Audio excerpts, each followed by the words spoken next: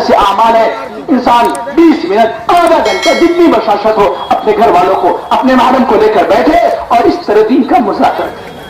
اس سے ہمارے گھروں کے اندر دینی ماحول قائم ہوگا, ایمانی فضائیں قائم ہوں گی, ہماری عورتیں نمازوں کی طرف بڑھیں گی, ہماری عورتیں حیا کی طرف بڑھیں گی, ہماری عورتوں کے اندر اللہ کا خوف آئے گا, اللہ کی خشیت آئے گی. ان کا وقت موبائلوں میں نہیں, ان کا وقت دنیا کے اور لائنی چیزوں میں نہیں, بلکہ ان کا وقت اللہ کے ذکر میں, اللہ کی تلاوت میں, دعاؤں میں, اللہ سے مانگنے میں گزرے گا.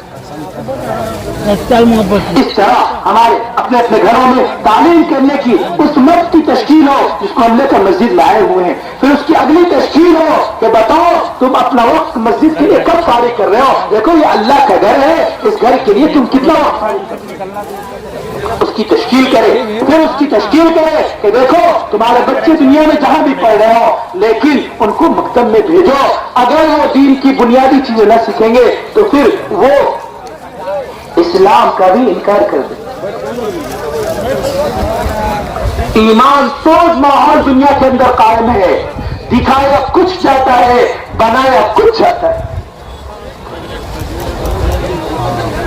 ہمارا بچہ ڈاکٹر بنا, انجینئر بنا, پروفیسر بنا, سب کچھ بنا, ایمان نہ ملا تو اسے کیا ملا, اسے کیا ملا؟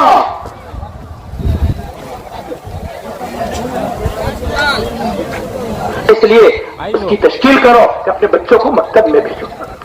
جو جماعت اللہ کے راستے میں نکل رہی ہے اس طرح لوگوں کو کھینچ کر مسجد میں لائیں اور لا کر ان کی تشکیلیں کریں اور پھر اللہ کے راستے میں نکل کر اپنے وقت کی حفاظت اور پھر اللہ کے راستے میں نکل کر اپنا سارا وقت دعوت اللہ کی محنت میں لگا. انفرادی طور پر, اجتماعی طور پر ہر ساتھی اللہ کے راستے, اللہ کی دعوت میں مشغول.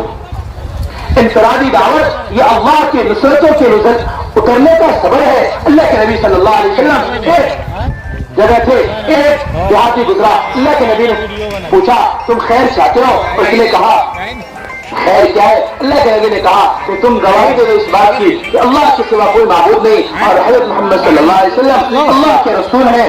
کہنے لگا اس کو کون گواہ ہے؟ اللہ کے نبی نے درخت کی طرف اشارہ کر کے کہا کہ درخت گواہی دے گا. وہ درخت زمین کو چیرتا ہوا آیا نبی کے پاس اور نبی نے 3 مرتبہ گواہی دی. اس درخت نے 3 مرتبہ گواہی دی, ہاں یہ اللہ کے نبی ہیں, یہ اللہ کے نبی ہیں, یہ اللہ کے نبی ہیں. وہ درخت واپس چلا گیا.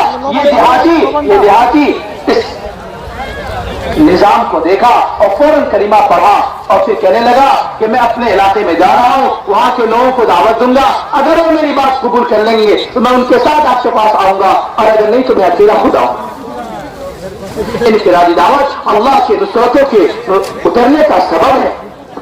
اس لیے اپنے آپ کو انفرادی دعوت میں لگانا, ہر فرد امت تک اللہ کی بڑائی کو پہنچا دینا, اللہ کی وحدانیت کو پہنچا دینا, یہ ہمارے کاندھے پر ذمہ داری ہے. ہر منکر کو دیکھ کر دل میں سوچ پیدا ہو کہ کاش یہ منکر ختم ہو جاتا اور جائے اور جا کر روک سکتا ہو, ہاتھ سے روک دے, نہیں تو کم سے کم اس کو اس ماحول سے نکال کر اس کو لے کر مسجد کے ماحول میں لے کر آئے. ورنہ منکر کو دیکھ کر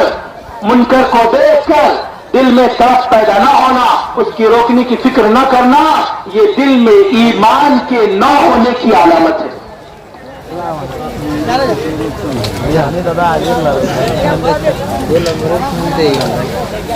اس لیے میرے محترم ساتھیوں, انفرادی دعوت میں اپنے آپ کو مشغول رکھنا اور پھر اجتماعی دعوت جو ہے عمومی گشت ہے, عمومی گشت کو خوب اہتمام سے کرنا.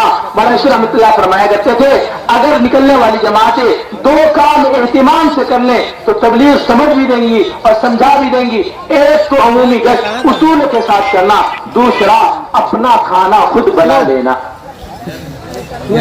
ہلو مولانا شیخ رحمۃ اللہ فرماتے تھے کہ اگر ایک گشت اصول کے ساتھ جائے تو باطل کے جڑوں کو کھوکھلا کرنے کے لیے کافی. ہاں آپ دیکھو دنیا کے اندر یہ ماحول جو بنا ہوا ہے, مشرق سے مغرب تک, شمال سے جنوب تک, دنیا کے جس خطے میں دعوت کی نسبت کو چلے جاؤ لوگ وہاں پر استقبال کرنے کے لیے تیار ہیں. یہ صرف اسی گشت کی برکت.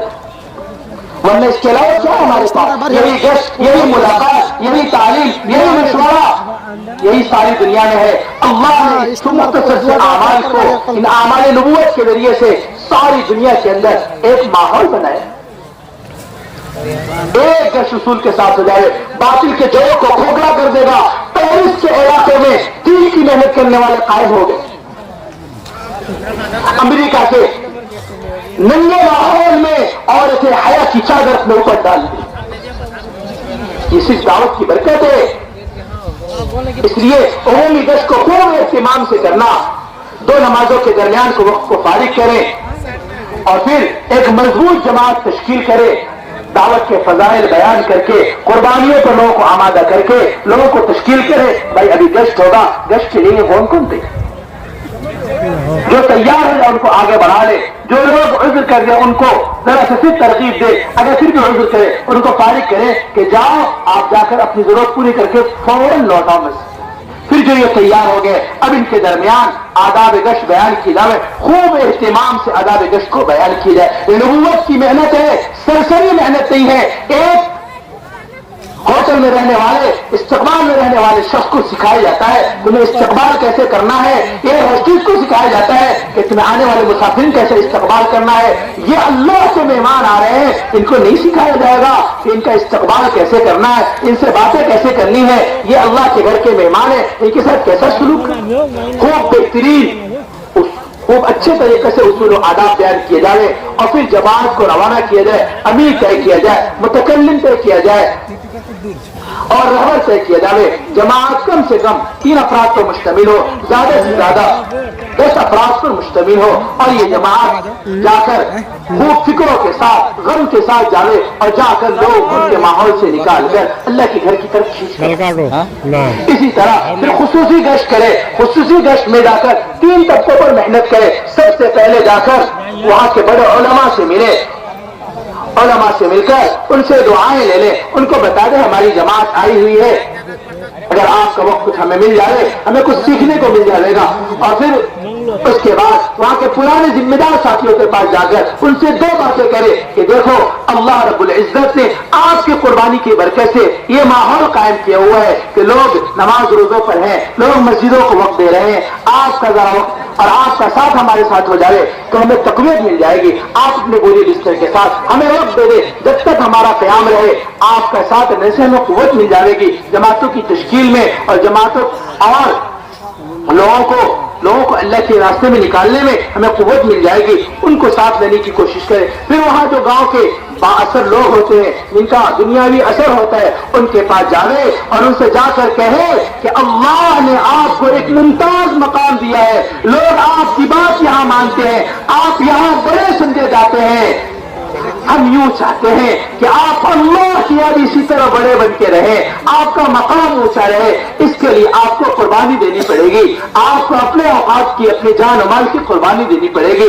اے جماعت آپ کے پاس آئی ہے، آپ ہمارے ساتھ ہو جائیں، آپ اللہ کے راستے میں نکلنے کے تیار ہو جائیں، نکلنے کے تیار ہو جائیں، بہت اچھا، ورنہ کم سے کم ان کو اپنی نصرت کے لیے تیار کر لیں تو جب تک ہماری جماعت ہے آپ نصرت میں رہیں۔ اس طرح ہمارے خصوصی ملاقات ہو، پھر ہماری تشکیلی گشت ہو، تشکیلی گشت میں جس مسجد میں ہم قیام کریں اس مسجد کے اطراف میں جتنے مسلمانوں کے گھر ہوں وہاں پہ جتنے بالغ مرد ہوں ان سب بالغ مردوں کی تشکیل کر لینا ہے۔ ہماری مسجدیں، ہماری جماعتیں مہمان بن کر نہ جاویں بلکہ میزبان بن کر جاویں۔ جو میزبان ہوتا ہے وہ بوجھ نہیں ہوتا، جو مہمان ہوتا ہے وہ بوجھ بنتا ہے۔ ہماری جماعتیں میزبان بن کر جائیں اور اس وقت تک محنت کریں جب تک کہ وہاں پر 3 ماحول قائم نہ ہو جائے۔ ایک تو ہر گھر کے اندر گھر کی تعلیم 5 اعمال کے ساتھ زندہ ہو۔ دوسرا ماحول یہ ہے کہ وہاں کے ہر گھر سے لوگ اللہ کے راستے میں نکلنے والے ہو جائیں۔ تیسرا یہ کہ وہاں پر مسجد کو آباد کرنے کے لیے اور مسجد کے اعمال قائم کرنے کے لیے روزانہ کا مشورہ، روزانہ کی تعلیم، فضائل کی اور روزانہ کا ملاقات وہ وجود میں آ جائے۔ لوگ گشت کرنے لگے، 2 ایک گشت اپنے محلے کی اور ایک گشت اپنے محلے کا اور ایک گشت اپنے پڑوس کے محلے کا کرنے والے ہو جائے، اس وقت تک مسجد کو نہ چھوڑیں، کام کو جمائیں۔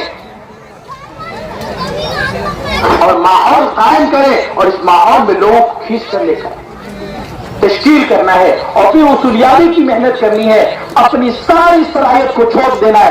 جتنے لوگ نکلے ہیں نام لکھائے ہیں ان سب پر ایسی محنت ہو جائے کہ وہ ہم پر پیش کھا جائے کہ یہ ہمارے لیے کتنے تھک رہے ہیں اور پھر اپنے اللہ کو منائے کہ اللہ کو ہم پر رحم آ جائے. راتوں میں اٹھ کر ایک گھنٹہ 2 گھنٹہ اللہ سے مانگے اے اللہ ان بستی والوں کو ہدایت نصیب فرما. میرے نبی 6 گھنٹہ اپنی امت کے لیے مانگے ہیں. ہم تو کم سے کم آدھا گھنٹہ 1 گھنٹہ تو اللہ کے سامنے روئے اللہ کے نبی کی امت کی. اس طرح تشکیلی اصولیابی کا اس میں اپنے آپ کو پھیرائے. اسی طرح اپنے آپ کو دعوت کے ماحول میں رکھنا ہے. اور پھر دوسرا کام علیہ السلام فرماتے تھے